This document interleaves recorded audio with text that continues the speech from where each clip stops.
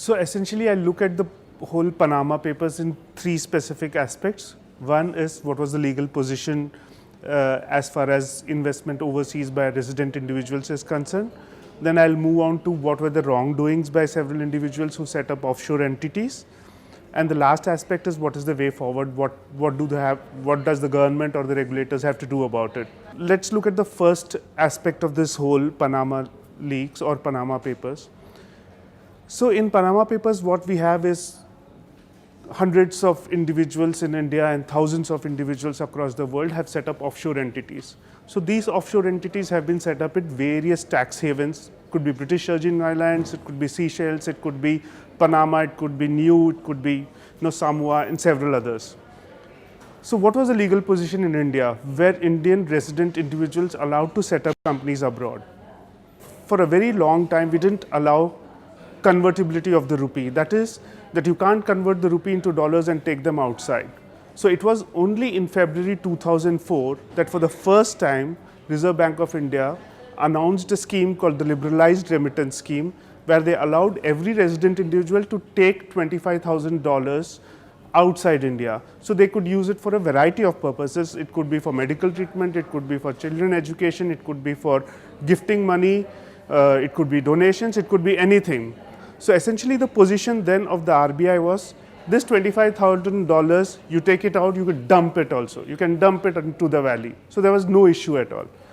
So this $25,000 limit was gradually raised over a period of time, and today it is about $250,000 every year. So every year a resident individual can take $250,000 legally outside India for whatever purposes.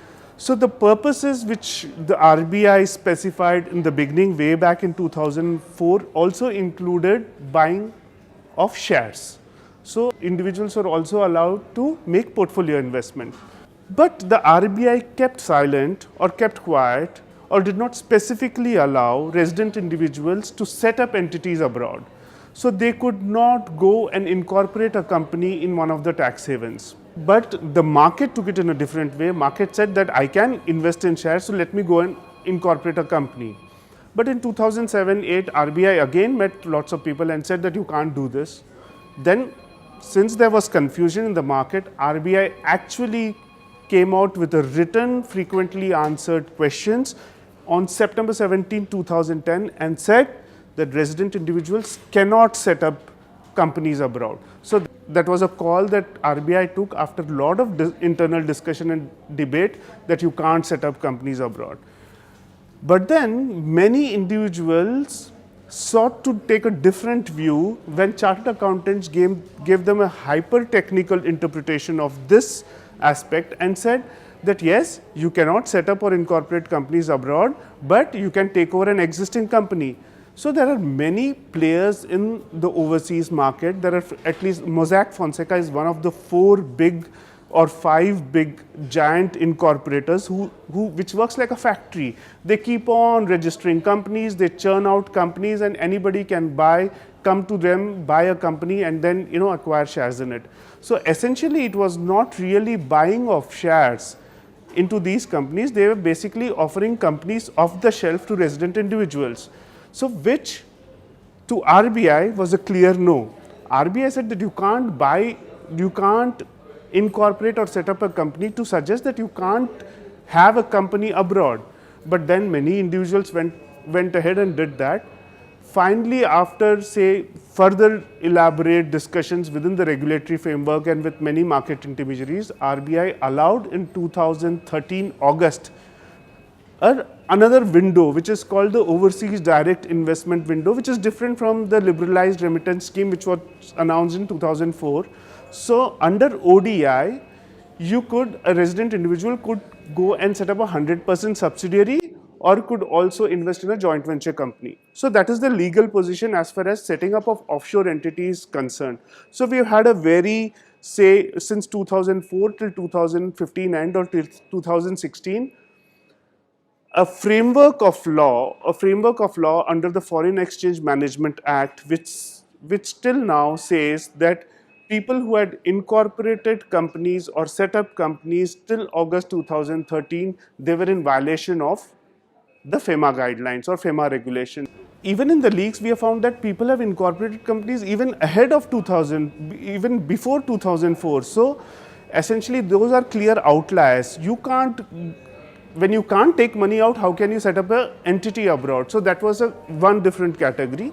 In our own investigation, in our own stories of many corporate entities or doyens of the corporate sector, we have found that people have incorporated companies or bought companies off the shelf from Mossack Fonseca and acquired shares over a period of time in bits and pieces using funds which they have in their foreign accounts. The basic issue with any tax haven or an offshore entity is the layers of secrecy and the avenues for tax saving, which many people, corporates call it as tax planning, but in today's governance parlance across the world amongst G20 countries, it is seen as tax avoidance. So you have set up these offshore entities to avoid tax, evade tax. You can call it, say, tax planning, but the regulators or the income tax departments or authorities across the world do not necessarily look at it as, say, tax planning. They look at it as tax avoidance. And second is the secrecy. So you don't really get to know who the owner is. So you have built in layers of secrecy where the register of members, that is the shareholders or directors in these offshore entities, have no link with the individual who owns these entities. So a corporate is appointed as a director, a corporate which is Mossack Fonseca also provides a natural person from its own ranks to be a shareholder in another company. So they have nominee shareholders, they have nominee directors. So the secrecy which is involved, the Panama Papers actually breaks the secrecy. It outs the entire beneficial ownership or the ownership pattern which comes across in these offshore entities. The last bit is, of course, what next? Now it is for the Reserve Bank of India and the Income Tax Department to take it forward, whether or the special investigation team which has been set up in 2014 to take note of this entire offshore entity business, which is being seen world over as a means of evading tax. It is for the government, that is the Income Tax Department, the SIT set up and the Reserve Bank of India to bring more clarity into the entire offshore entity business and take stock of the findings of this, not just our investigation, but also of what has happened in India over the last 16 years.